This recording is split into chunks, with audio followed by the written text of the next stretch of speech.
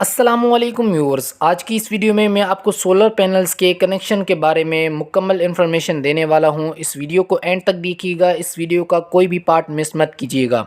इस वीडियो में सबसे पहले मैं आपको बताऊंगा कि सीरीज़ कनेक्शन क्या होते हैं और अलग अलग तरह के सोलर पैनल्स को सीरीज़ में कनेक्ट करने से क्या होता है। इसके बाद पैरेलल कनेक्शंस के बारे में बात करेंगे और अलग अलग तरह के सोलर पैनल्स को पैरेलल कनेक्ट करने से क्या होता है। चैनल पर नए हैं तो चैनल को सब्सक्राइब और वीडियो को लाइक लाजमी कर दीजिएगा। मेरा नाम है अब्दुल्ला, आप देख रहे हैं टेक फ्लेक्स यूट्यूब चैनल। सबसे पहले हम बात करते हैं सीरीज कनेक्शंस के बारे में। जैसा कि आप देख सकते हैं कि एक ही वोल्टेज और एक ही एम्पेयर के 3 सोलर पैनल्स आपस में सीरीज में कनेक्टेड हैं। सीरीज में कनेक्ट करने का तरीका यही होता है, पहले सोलर पैनल और आखिरी सोलर पैनल के पॉजिटिव और नेगेटिव टर्मिनल आपको बैटरी या फिर अपने इन्वर्टर के साथ कनेक्ट करने होते हैं और जो दरमियान में जितने भी सोलर पैनल्स के कनेक्शंस होते हैं उन्हें आपस में प्लस और माइनस को आपस में कनेक्ट करना होता है। जैसा कि इस फिगर में ये 3 सोलर पैनल्स आपस में कनेक्टेड हैं। अगर आपको सोलर पैनल्स के वोल्टेज और एम्पेयर्स का पता है तो आप बआसानी उनके वॉट्स निकाल सकते हैं, लेकिन आजकल जो सोलर पैनल्स आते हैं उनके पीछे वॉट, वोल्टेज और एम्पेयर का लिखा हुआ होता है। अब मैं आपको वॉट कैलकुलेट करने का फॉर्मूला बताता हूं जो कि बहुत ही आसान है। सबसे पहले हम इन तीनों सोलर पैनल्स के वोल्टेज को आपस में प्लस कर देंगे जो कि तकरीबन 18 वोल्ट बनते हैं। दूसरी बात ये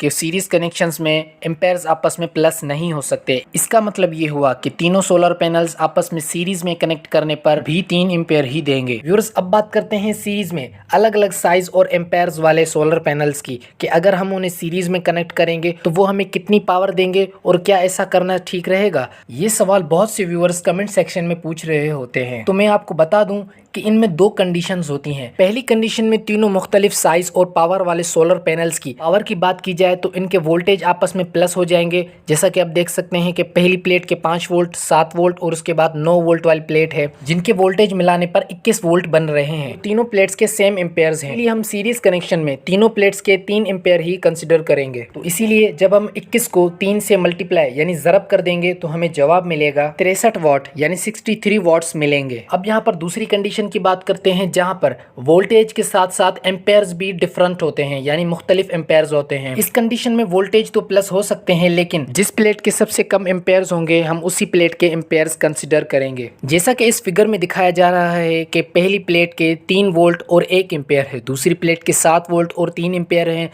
तीसरी प्लेट के 9 वोल्ट और 5 एम्पेयर हैं।